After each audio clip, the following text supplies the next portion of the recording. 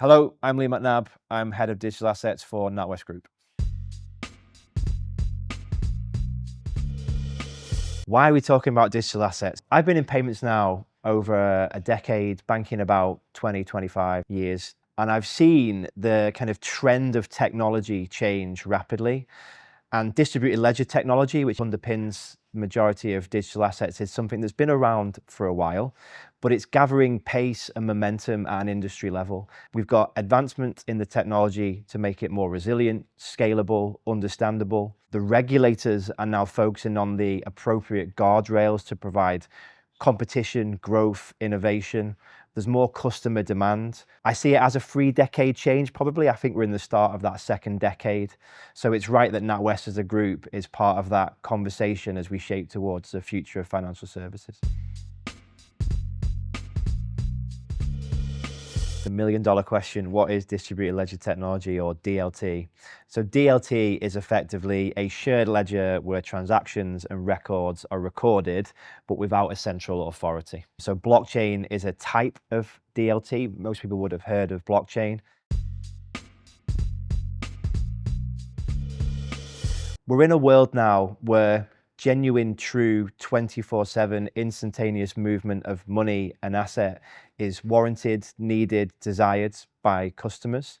The money we have now, the infrastructure we have now, it's electronic, but it's not 24/7, it's not borderless, it's not smart. In the digital asset world, we have money, assets, securities, everything on chain, for want of a better phrase, everything on DLT. It's genuinely 24/7 or moving towards that 24/7 track. It's smarter. It allows differentiation from the existing experiences that customers experience now.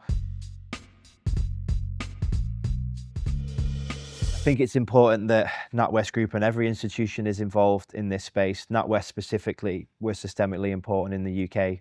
90 million retail customers, over 1 million business and corporates, one of the leading wealth management arms as well. We need to be where our customers are at. We need to help shape the regulatory guardrails and policies that are emerging. We need to understand the latest technology, and this is one of them, and how that impacts our customers for the betterment of their experience. We've spoke to a broad range of our customers to understand their level of knowledge and understanding in this space. We're actually surprised to find, I think it was 50% plus of our consumer base, whilst they have heard of a digital asset and they don't really know what they are, but that's going to change and evolve. And it's important that we as an institution and all banks really get to know what their customers want and need. So when we're building products and propositions and the core capabilities that will deliver them, that we're doing it for our customers.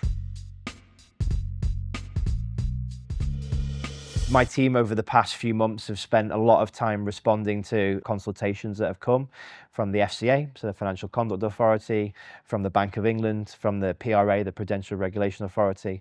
They are trying to understand where they can play, not just for UK consumers, but for GBP and sterling on a global footprint. How do they create a market that is competitive, innovative, drives investment into the UK, provides the relevant protection for our customer base, and provides the relevant level of understanding so we can meet their need. So it's still in progress, it's still evolving. So how is NatWest Group involved in this market? So we're involved in some key industry consortia approaches, so working with our peers, working with UK Finance and the Bank of England to understand how we can build the future of GBP on DLT. Part of that is a focus on tokenized deposits. Tokenized deposits are effectively the money that sits in our accounts now, but with a digital wrapper, mirrored so they can move more freely and seamlessly on different chains, be it public, be it private. The most notable initiative there is something called the Great British Tokenized Deposit, GBTD. We're involved in that piece of work and looking to do 3 core pilots across use cases later this year. 2 in the retail space, 1 on a peer-to-peer transaction basis, 1 on a remortgage basis, and 1 on a wholesale settlement. We're also involved in 2 core initiatives. One is called Project Agora, which is led by the Bank for International Settlements. That involves 7 central banks, 45-ish, I think, private institutions from across the globe. How can we take tokenized deposits, mix them with central bank wholesale, central bank digital currencies or existing RTGS settlement systems and move wholesale money, but internationally, so cross borders? Lots of more complexity there, jurisdictions, languages, guardrails, regulation, etc. But it's important to understand the future of money movement. Also with Swift, we're involved in the Swift ledger work. We're also working with our customers to understand what we can do and provide for them. So I think the next 5 to 10 years is really important for the future of digital assets. The regulatory direction is clear. There's progression there from the regulators and the policymakers. The customer demand is starting to increase. So there's certainly a market growing. But what we as industry need to do, we need to make sure that we are constantly conscious of where the market is going to ensure that we're making the right choices for customer. And ultimately, when legacy infrastructure or legacy payment types maybe are completely no longer needed, they're replaced by what this future of money might look like, then we make the right decision, obviously with customer in mind.